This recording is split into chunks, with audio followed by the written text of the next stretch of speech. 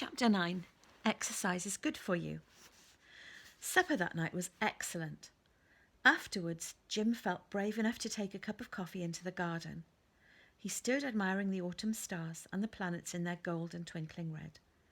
Mr. Ferriby happened to be putting out his compost.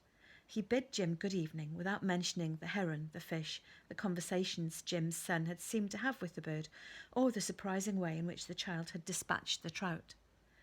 "Lovely evening, Mr. Ferriby," Jim remarked. "Oh, yes," said Mr. Ferriby, "lovely day."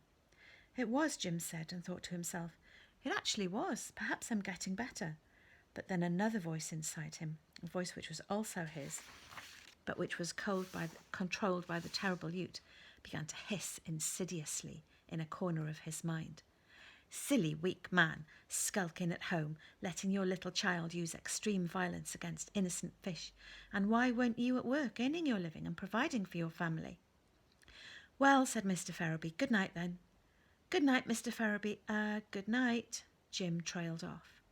"Are you planning to rely on herons delivering fish to feed your wife and child while you hide in bed and whimper?" Jim's Yoot-prompted, cruel and spiteful thoughts continued. "Ah," Jim cried. He downed the rest of his coffee and stumbled inside. Mr. Ferriby watched him go. "Jim seems troubled," he told Mrs. Ferriby later. "I hope Aubrey's not wearing him down with all his animal magic." Mr. Ferriby had not mentioned the heron and fish business to his wife. She gave him a thoughtful look. "Jim," Suzanne exclaimed the next morning, "a heron just dropped a huge fish in the garden." Sure enough, there was another trout in the pond. This time, Jim did the necessary piscicide and brought the trout in. They had it for supper that night. The same thing happened the next day too. Aubrey had to have a word with Ardea. "We aren't herons. We can't eat fish every day."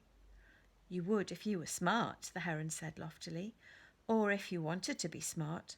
You'd all become piscivores right now. But of course you're only humans." "It's very kind of you, Ardea. But isn't it a risk? Who owns the fish farm? Aren't they going to get cross?" "They had a go at me with a shotgun the other day," Ardea said mildly.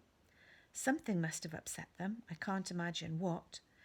As a grey heron, I am protected at all times by the Wildlife and Countryside Act 1981, making it illegal to kill, catch or hold me in captivity. Perhaps they meant to miss, to scare me off. Please be careful and, well, I think we can manage on 3 fish a week for now. Would you like me to clean the house while I'm here? Take out the rubbish, do the shopping, fetch the paper, pick crumbs out of the car?" "The fish will be fine, Ardea, thank you." "We fly to serve," Ardea said, like an actor pretending to be tired. Then he bellowed, "Now clear the runway, clear!" and took off with a jump, a huge flapping and a cackle.